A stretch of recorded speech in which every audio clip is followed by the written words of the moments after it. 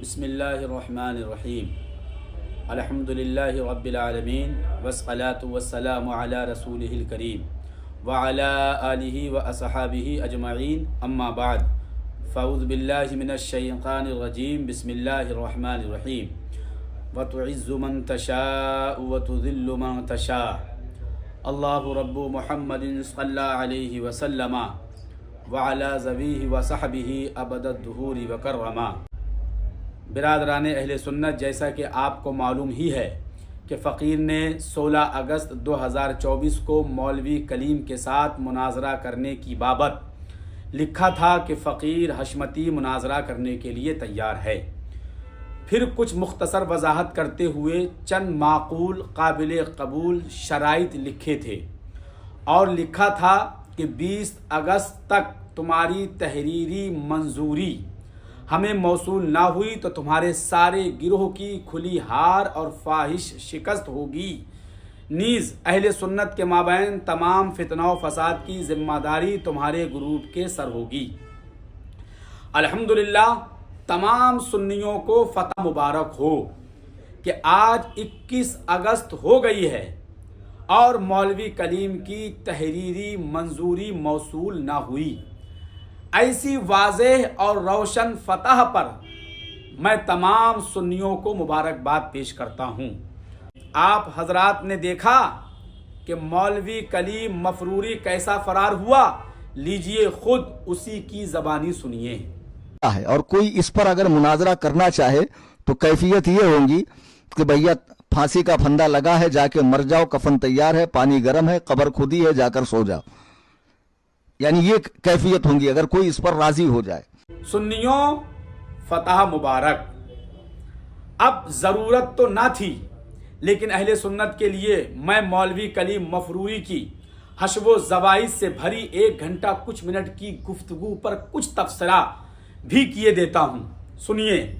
Number 1، مولوی کلیم مفروری کہتا ہے کہ میں نے غیر مقلدوں سے 4 گھنٹہ مناظرہ کیا ہے، یوٹیوب پر پڑا ہے، جا کر دیکھ لو۔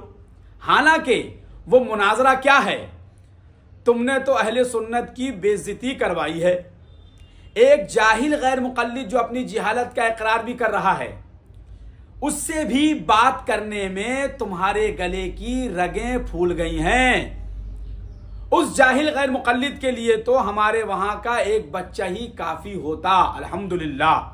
مگر یہاں کہنا یہ ہے کہ وہ 4 گھنٹے کا مناظرہ جو یوٹیوب پر ویڈیو کے ساتھ پڑا ہے، ہاں یہاں شاید تم یہ کہہ سکتے ہو کہ بغیر ویڈیو کے وہ مناظرے کے لیے تیار نہ تھا، اس لیے مجبوراً ہمیں کرنا پڑا، مگر ابھی تیرا پیچھا نہیں چھوڑوں گا، پورا کر کے ہی رہوں گا۔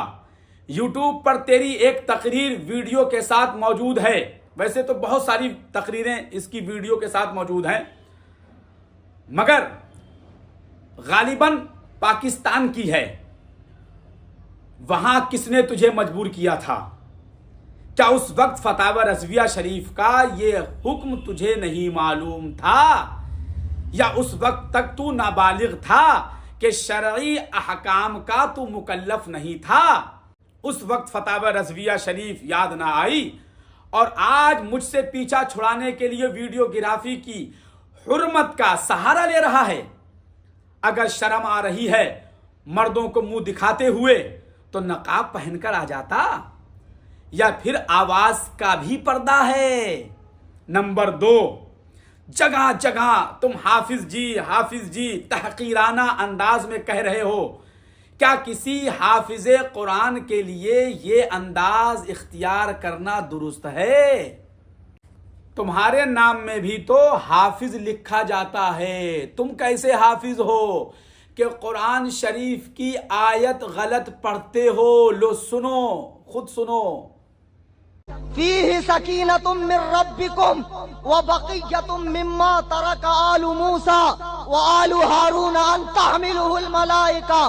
کہیے حافظ صاحب، وہاں تو صرف لہو و لعب کی بات تھی، یہاں تو تم نے قرآن کی آیت مبارکہ میں حرف ان بڑھا دیا ہے۔ بیٹا کلیم، پھر بھی شریف کا ایک دل بدلو ٹولہ جو تمہیں جھوٹی سچی کہانیاں سنا رہا ہے، اس سے بہک مت جانا ورنہ تمہاری اور بری حالت ہوگی.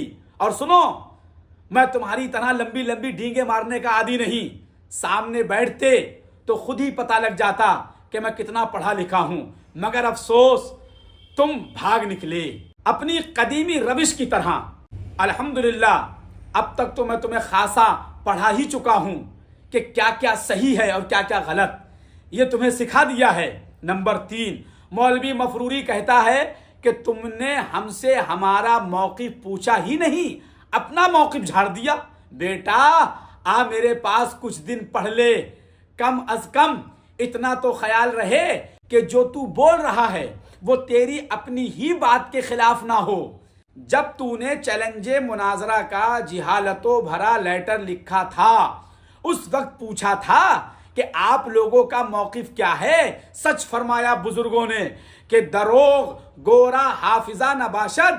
نمبر 4، امام اہل سنت سرکار اعلیٰ حضرت فاضل بریلوی رضی اللہ تعالیٰ عنہ نے تھانوی کو جو دعوت مناظرہ دی اس میں خود تحریر فرماتے ہیں، میں اور آپ جو کچھ کہیں لکھ کر کہیں اور سنا دیں اور وہی دستخطی پرچہ اس وقت فریق مقابل کو دیتے جائیں. آگے سرکار اعلیٰ حضرت رضی اللہ تعالیٰ عنہ تحریر فرماتے ہیں، لہذا فقیر اللہ تعالیٰ کی قدرت و رحمت پر توکل کر کے یہی 27 سفر اس کے لیے مقرر کرتا ہے.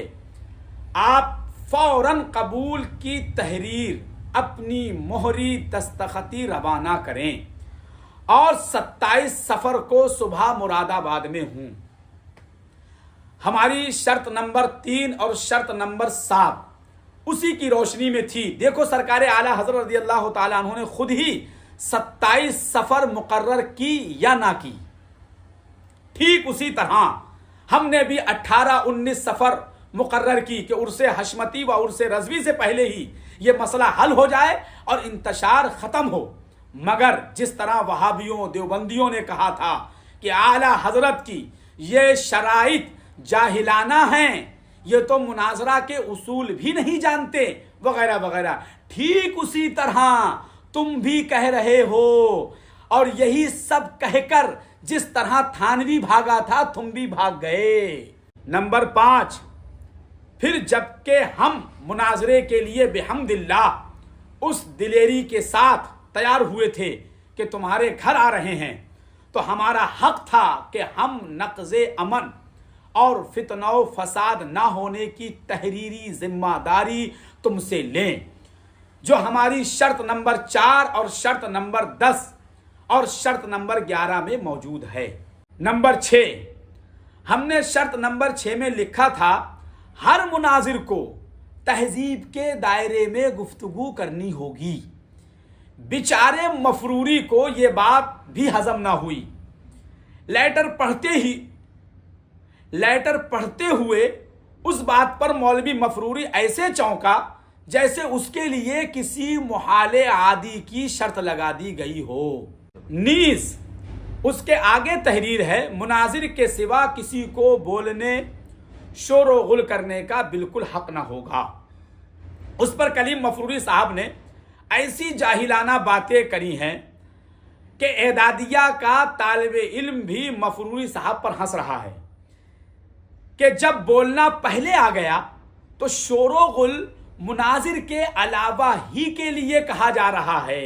وارث علوم امام اعظم کی ترکیب تو یاد رہی، مگر تمہاری تنگ سمجھدانی میں اس جملے کی ترکیب نہ سما سکی.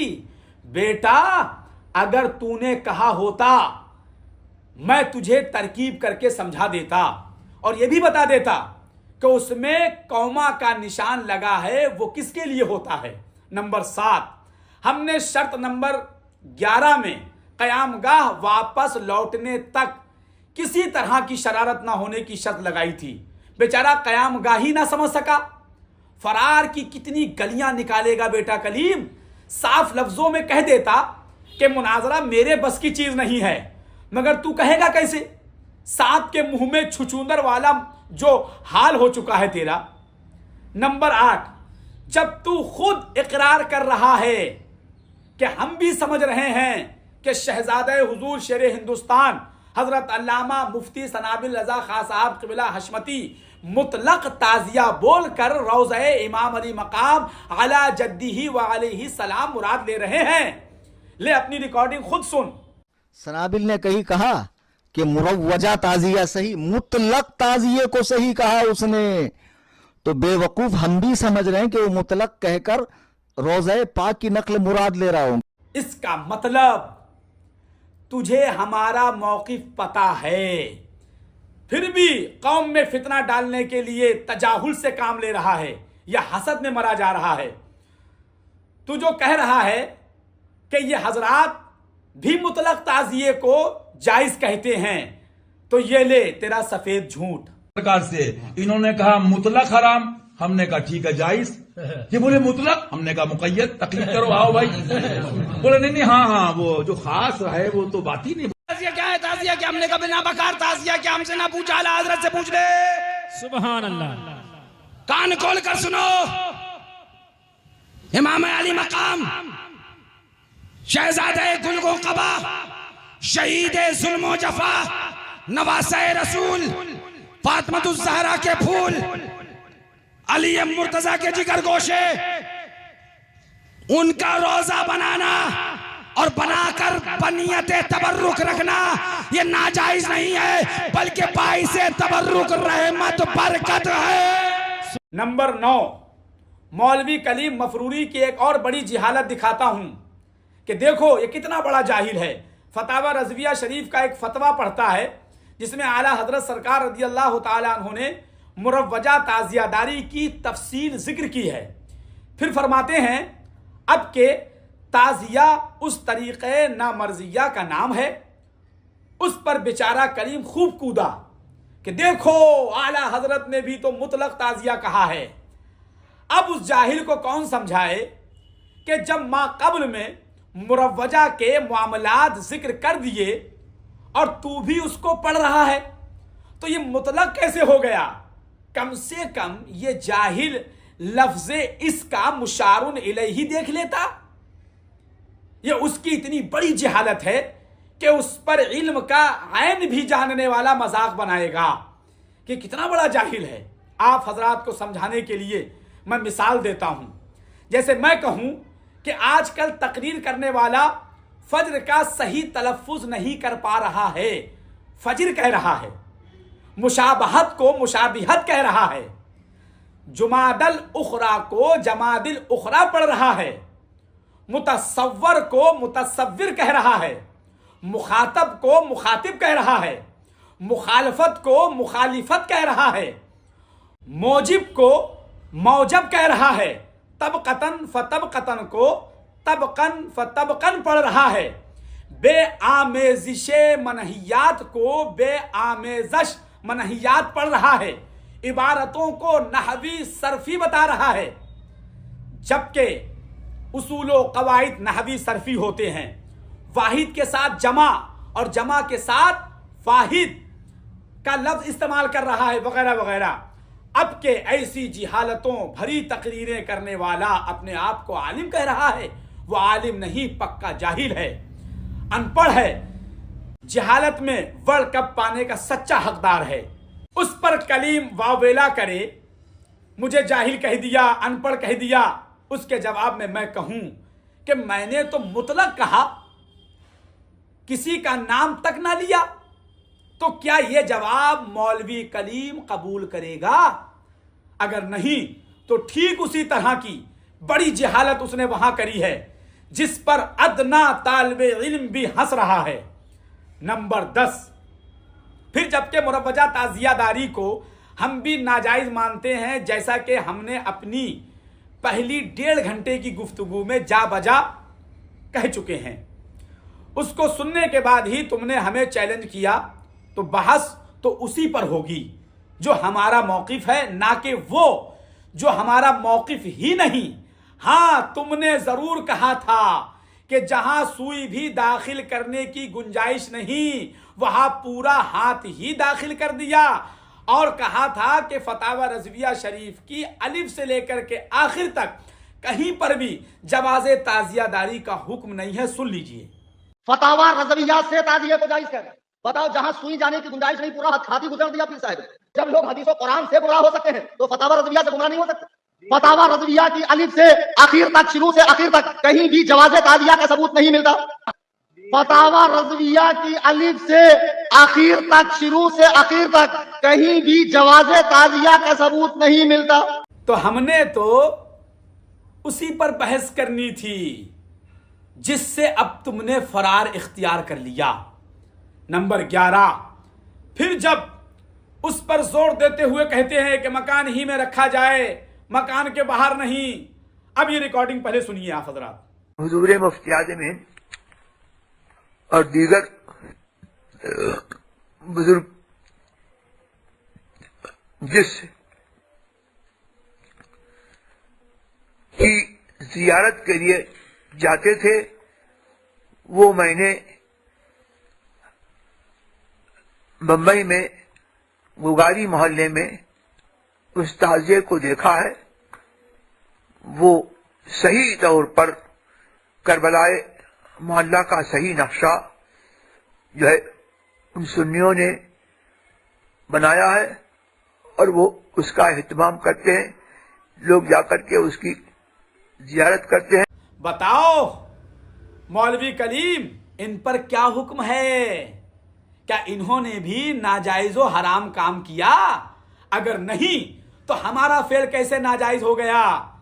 تم تو کہہ رہے ہو کہ صرف کاغذ پر درست ہے مگر یہاں تو چاندی کا ہے. اور سنیے بیٹا کلیم, اب بتاؤ کہ کیا یہ تعزیہ مکان میں ہے؟ کیا یہ تعزیہ کاغذ پر بنا ہوا ہے؟ کیا یہ تعزیہ مکان کے باہر روڈ پر نہیں رکھا جاتا ہے؟ کیا اس کی تعظیم اور زیارت اکابر علماء نے نہیں کی؟ یوں نہ بھالا برچھی تان کر, اپنا بیگانہ ذرا پہچان کر. نمبر 12, اگر مولوی کلیم کسی داڑھی منڈے کو ہار پھول پہنائے یا گاڑی خریدنے کی خوشی میں مولوی کلیم کے لوگ آتش بازی کریں اور مولوی کلیم خود ویڈیو بنائے, تو کیا اس سے یہ سمجھ لیا جائے گا کہ کلیم داڑھی منڈانے اور آتش بازی کرنے کو جائز مانتا ہے؟ اگر نہیں تو ہار پھول ڈالنے پر جائز سمجھتے ہیں وغیرہ کہنا کتنی بڑی جہالت ہے. ابھی جلد ہی تمہارا ایک بنایا ہوا قانون معلوم ہوا کہ جب کسی مقرر کو بلاؤ تو اس کا پچھواڑا دیکھ لینا. ریکارڈنگ پہلے سن لیجئے.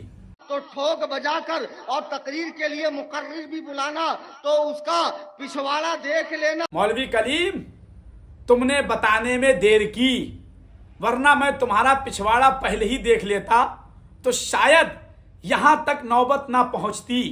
اب میں نے چیک کیا تو پتا چلا کہ بالکل سڑا گلا اور بہت ہی گیلا نکلا, لہذا میں تمہارے پچھواڑے پر تھوکتا ہوں. ساتھ ہی ساتھ مولوی مفروری کے چاہنے والوں سے یہ کہنا چاہوں گا کہ جب جب اس مفروری کو آپ لوگ بلانا چاہیں تو اس کے بتائے ہوئے قانون و ضابطے پر عمل کرتے ہوئے اس کا پچھواڑا ضرور چیک کر لیں. بہرکیف 20 اگست گزر کر آج 21 اگست ہو گئی اور اب تک مولوی کلیم کی کوئی تحریری منظوری نہ آئی. یہ اس کلیم مفروری کی کھلی ہار اور واضح فرار ہے. پھر آخر میں سنیوں کو فتح مبارک ہو کہ وہ مولوی کلیم بھاگ گیا اور اس کو بھاگنا ہی تھا. اب تمام فتنوں و فساد کی مکمل ذمہ داری کلیم مفروری کے ہی سر ہوگی. ہم بحمد اللہ اپنا حق ادا کر چکے. مولا تعالی تمام اہل سنت کو ہمیشہ یوں ہی غالب و منصور فرمائے. آمین یا رب العالمین. بجاہ النبی الکریم علیہ الصلاۃ والتسلیم. استغفر اللہ ربی من کل ذنب واتوب الیہ وما علینا الا البلاغ. السلام علیکم ورحمۃ اللہ وبرکاتہ.